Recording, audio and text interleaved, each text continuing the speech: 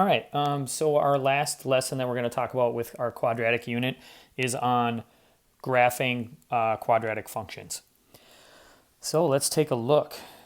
So remember we had this picture at the beginning of the unit. We said important parts. This right here is called a vertex.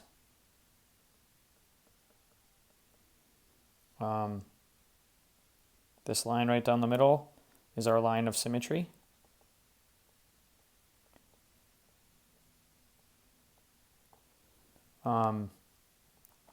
And we said that these right here, these two dots where they cross the x-axis, those are called zeros, also known as x-intercepts, but we went and called them zeros.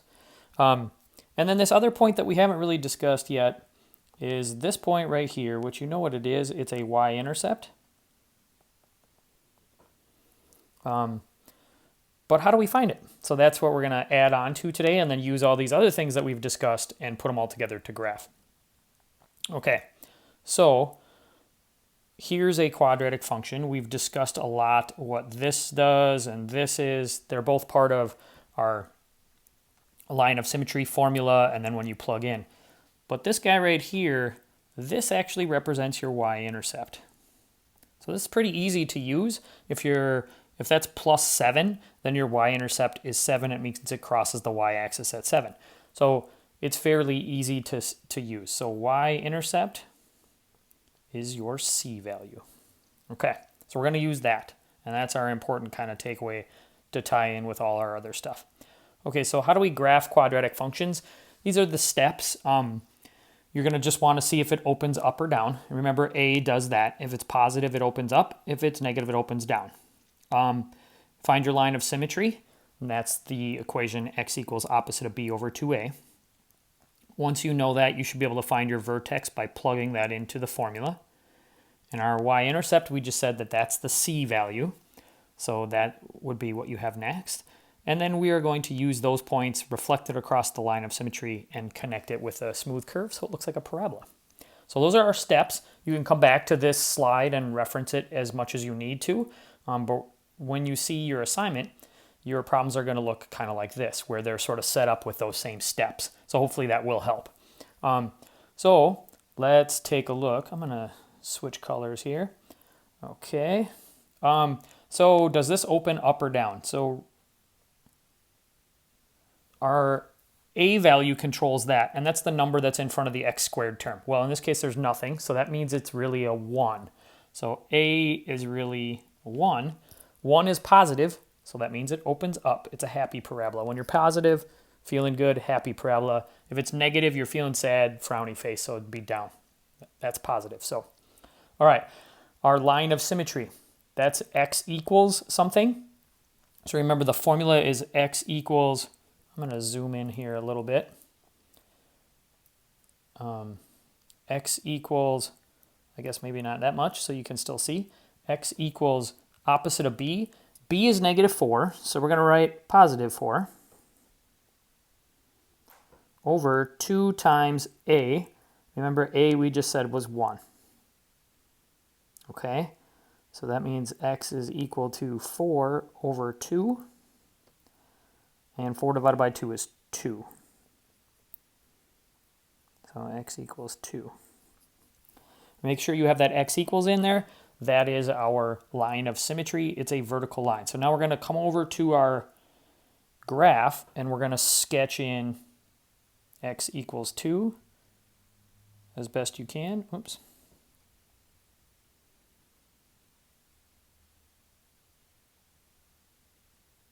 Okay. And I like to make it dashed.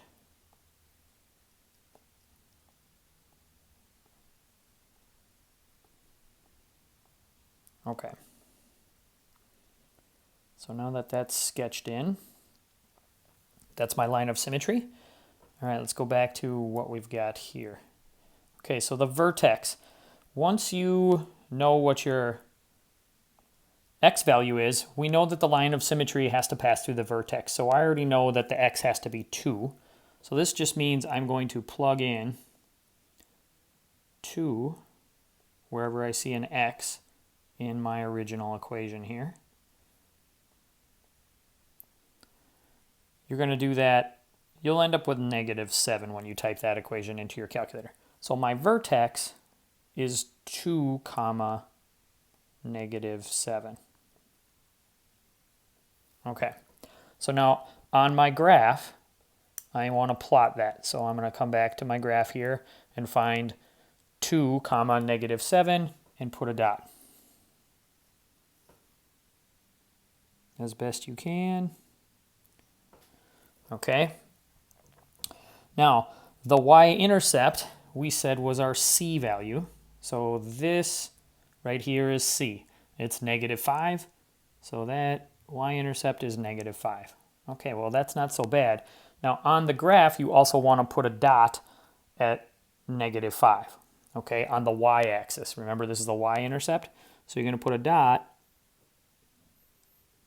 right there at -5. Okay. Now, if you have that, you kind of have what you need to start to graph here pretty soon. So the next step says to reflect that y-intercept across the line of symmetry.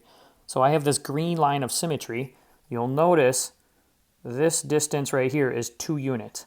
So I'm going to flip that point over to the other side so that it's also 2 units over. Okay? So I'm going to erase those two things. There we go. So my other point then is just reflected across, and it should be 2 units from the line of symmetry, and it should be right there. Okay? Now, based on these dots, we said number 1 that it's supposed to open up. Well, it looks like it's doing that, so that's good. My axis of symmetry is, or line of symmetry is at 2. We're good. My vertex is at 2, -7. So now I just need to connect these with a smooth curve. It should not be a V like this. Remember, a parabola is a smooth curve. It should kind of have a curve to it, okay? So what you want to do is kind of connect those as best you can and put arrows on the top like that. And there is my graph for the function y equals x squared minus 4x minus 5. You just graph that function. Okay? That's how you graph a quadratic function by hand using these steps. If you can fill in these, you should be good, which you've already learned. So the only thing that was new is the y-intercept. All right. So next is a word problem that's tied to this. And actually, you kind of already know all about this. There's really only one new part to this. So let's take a look. It says as Molly dives into her pool, her height and feet above the water can be modeled by this function right here, -16x squared plus 24x, where x is the time in seconds after she begins diving. So that means they said her height, so that would be y in feet. So it says find the maximum height of her dive. Again, the maximum height then, if we're thinking about her dive, it's going to be something like this. She goes off a springboard and gets up to the top. That's going to be the maximum height, okay? So to figure that out, remember your max or min is going to always occur at your vertex. So we're really just, this is a fancy way of just saying find the vertex and then figure out what the height is from there. So we are going to start with x equals opposite of b over 2 times a. Okay, so then this gives us -24 over -32. You would then use your calculator to simplify this. You can do this however you want, but let's type this in.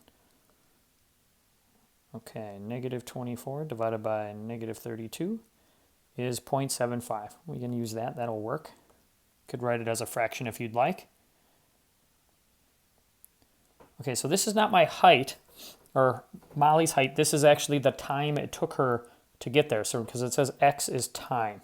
So this is 0.75 seconds to get there. But that's not what this part is asking. It's asking for her maximum height. So we need to plug this in.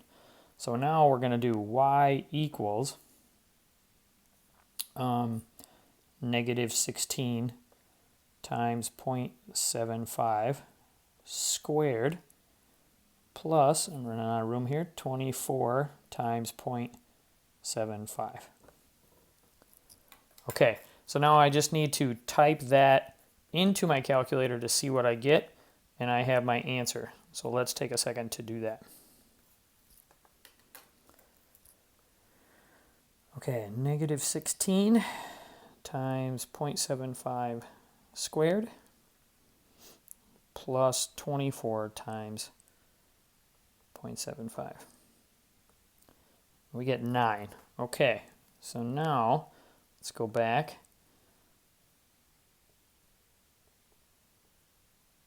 Okay, so 9, remember it says the height is in feet, so this should be 9 feet. So my answer to this part here, to part A here, is 9 feet. I'm kind of out of room there, but I'm just going to sneak it in. Okay, now this other part, part B, we actually have the answer for too already. It says, how long does it take Molly to reach this height? Well, we already know that that took 0.75 seconds because this is our vertex. Our vertex is 0.75 comma 9.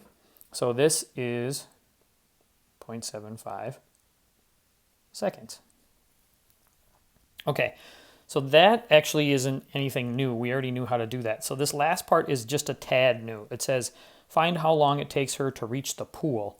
So again, if I'm tracking this, Molly at the peak is right there. To reach the pool would be this spot right here, back into the pool.